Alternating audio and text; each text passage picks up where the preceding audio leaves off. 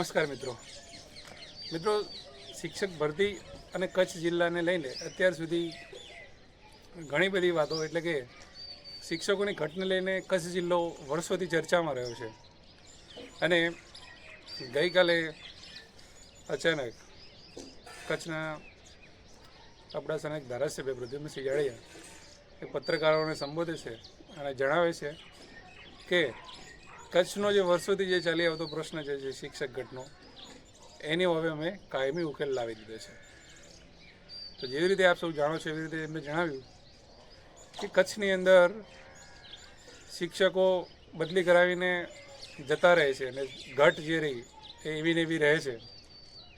તો એવો એક કાયમી ઉકેલ મળે કે જેનાથી કચ્છમાંથી શિક્ષકોની ઘટ ના પડે, કચ્છના બાળકોને શિક્ષણમાં તકલીફ ના પડે. અને એના માટે ઘણા સમયથી રજૂઆતો થઈ રહી હતી સ્થાનિક તંત્ર દ્વારા પણ. તો શિક્ષણ વિભાગમાં કુબેર ઇન્ડોર છે, મુખ્યમંત્રી સાહેબ છે, પ્રફુલ પાનસેરિયા છે, આ બધા મિટિંગ મળી અને એક વસ્તુ એટલે કે નક્કી કર્યું કે ભાઈ 4141 શિક્ષકોની ભરતી સ્પેશિયલ કચ્છ માટે કરવામાં આવશે. અને સાથે સાથે કેટલાક નિયમો પણ રહેશે એવી જાહેરાત કરી છે.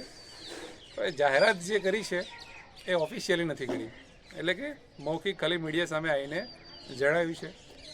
શિક્ષણ વિભાગ જ્યારે નિર્ણય લેતો હોય ત્યારે કોઈ પણ વસ્તુનો જીઆર આવતો હોય છે. તો પહેલાં જાહેરાતની વાત કરતી કે એમણે શું વાત કરી છે. ધોરણ 1 થી 5માં 2500 અને 6 થી 8માં 1600 મળીને 4100 શિક્ષકો ભરવાના છે.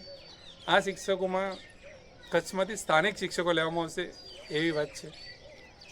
અથવા તો જે પણ શિક્ષકો આની અંદર નોકરી લાગશે એમને એવી શરત રાખવામાં આવશે, એવો કરાર કરવામાં આવશે કે તમે જ્યાં પણ નિયુક્તિ તમારી થાય છે ત્યાં જ તમારી નિવૃત્તિ થશે. આવી રીતે એક બોન્ડ અથવા કરાર લખાવવામાં આવશે. એટલે કે તમે આજીવન બદલી નહીં કરી શકો, જ્યાં સુધી તમે રિટાયર્ડ ના થાવ ત્યાં સુધી તમે કચ્છ જિલ્લો છોડી નહીં શકો. આવી શરતથી આ ભરતી થશે. એટલા માટે કે 5 વર્ષ 7 વર્ષ 10 વર્ષ પછી શિક્ષકો બદલી કરાવીને જતા રહેતા હતા. તો એનો ઉકેલ મળી રહે એટલા માટે સ્પેશિયલ 4100 શિક્ષકોની ભરતી મંજૂરી આપી દીધી છે. હવે મંજૂરી આપી તો દીધી છે, ધારાસભ્યએ જાહેરાત પણ કરી છે, પત્રકારોએ જાહેરાત કરી છે, સમાચાર પત્રોમાં આવી ગયું છે, ન્યૂઝ ચેનલોમાં આવી ગયું છે. પણ હજુ ઓફિશિયલ જાહેરાતની રાહ જોવાય છે. ઓફિશિયલ જાહેરાતની રાહ એટલા માટે કે જાહેરાતની સાથે ઘણા બધા પ્રશ્નો છે. ઘણા બધા પ્રશ્નો એટલા માટે કે શું સ્થાનિક શિક્ષકોને જ લેવાશે? શું આ જ જૂની ટેટ જે એના ઉપર જ ભરતી થશે? શું નવી ટેટ લેવાશે પછી ભરતી થશે? શું આ ભરતી રહી એની અંદર જ આ સામેલ કરવામાં આવશે? જો કે સ્પષ્ટ કર્યું છે એમણે કે અલગથી ભરતી કરવામાં આવશે એની. તો શું આ ભરતી રહી એની અંદર કચ્છની જગ્યાઓ નહીં આવે? આ ભરતીની અંદર જો કચ્છની જગ્યાઓ આવે તો પછી અલગથી 4100ની ભરતી કેવી રીતે થઈ શકે? કેમ કે હાલના જે આપણે વાત કરીએ કે બદલી કેમ્પ જે પૂરા થયા અને જે છૂટા થયેલા શિક્ષકોને પણ તમે ગણી લો તો 4300 આસપાસ જેવી ઘટ થાય છે, ટોટલ ઘટ કચ્છની. તો પછી 4100 શિક્ષકો આ ભરવાના થાય છે પાછળથી. તો અગાઉ પછી આ ભરતીમાં કચ્છને કેવી રીતે દર્શાવી શકશે? તો સવાલો ઘણા બધા છે. અને દાહોદ જિલ્લામાંથી પણ એવી માગણી ઉઠી છે કે દાહોદ જિલ્લામાં પણ 2700 જેટલા શિક્ષકોની ઘટ છે તો એ ભરવામાં આવે. પણ ખરેખર વસ્તુ જોવાની છે કે જીઆર જે એનો આવશે ત્યારે જ ખબર પડશે કે આમાં શું લાયકાત છે, એ કઈ રીતની એનો શરતો છે, એ બધો જ ખ્યાલ પછી આવશે. તમને લોકોને શું લાગે છે, શું કહેવા માગે છે, ખરેખર શું હોવું જોઈએ એ તમે કોમેન્ટમાં જરૂરથી જણાવજો.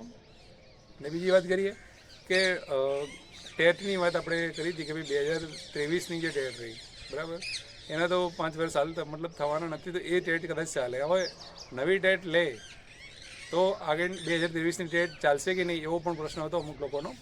તો 2023ની ટેટને કે 5 વર્ષ પૂરા નથી થતા તો શું એ ટેટ ચાલશે? અને જૂનાવાળાનો પણ એવો સવાલ હતો કે શું અમારી ટેટ ફરીથી નવી ભરતીમાં ચાલશે?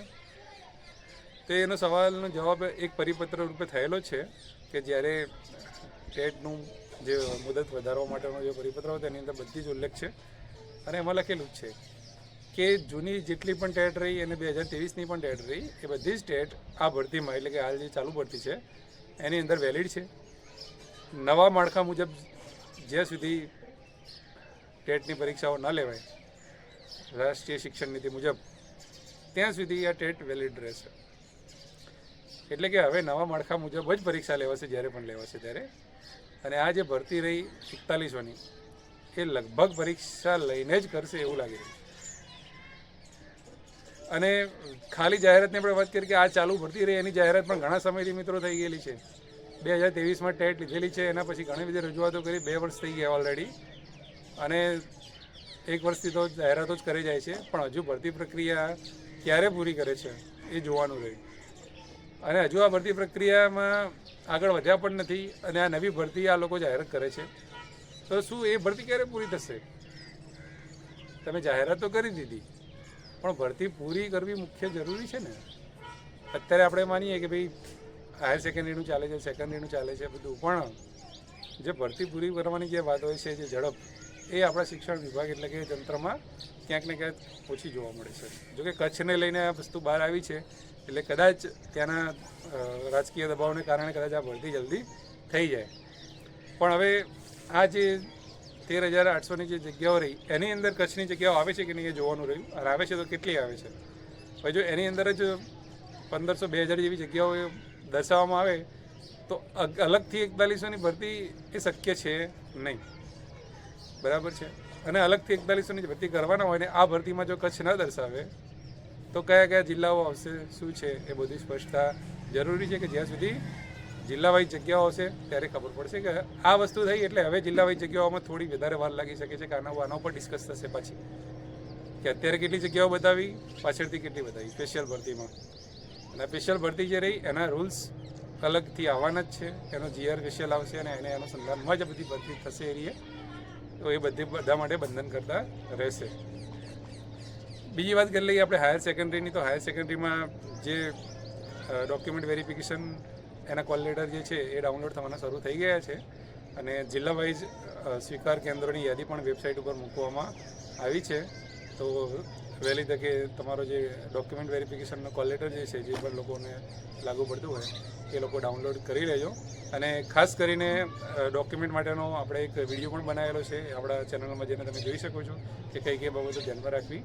અને ખાસ કહેવાનું એવું છે કે જે લોકોને નામમાં મિસમેચ હોય થોડી ઘણી પણ, એ લોકો સોગંદનામું કરાવીને જ જજો. હા, નામમાં મિસમેચ હોય તો નહીં ચાલે. તમારે સોગંદનામું કરાવવું જ પડશે. તમારા મમ્મીના નામમાં હોય કે પપ્પાના નામમાં હોય કે તમારા નામમાં હોય કે સરનેમમાં કોઈ પણ પ્રકારની ભૂલ હશે તો તમારે એફિડેવિટ કરાવીને જ જવું પડશે. અને ત્યાં જઈને પછી પાછું આવવાનું થાય, બીજું કોઈ વગેરે કંઈ વસ્તુ બને એના કરતાં તમારે પોતાની તૈયાર થઈને જ જવું સારું છે. સેકન્ડરીનું જે રહ્યું એ લગભગ 25 તારીખ કે એના પછી આવવાની પૂરેપૂરી શક્યતાઓ છે. એટલે આ ગાડી મતલબ પટા ઉપર ચડી ગઈ છે, એટલે એમાં હવે કોઈ ટેન્શન લેવાની જરૂર નથી. વિદ્યાસહાયકની જગ્યાઓ આવે એના પર સૌની નજર છે. 4100 સ્પેશિયલ ભરતીની વિશે તમારું શું કહેવું છે કોમેન્ટમાં જરૂરથી જણાવજો. અન્ય કોઈ પણ પ્રશ્ન હોય તમારો તો પણ તમે જરૂરથી જણાવજો. અને આપણી ચેનલને સબસ્ક્રાઈબ અને લાઇક કરવાનું ભૂલતા નહીં. વિડીયો સારો લાગ્યો હોય તો બાકી મિત્રોને શેર કરજો. ત્યાં સુધી જય હિન્દ, જય ભારત. Thank you.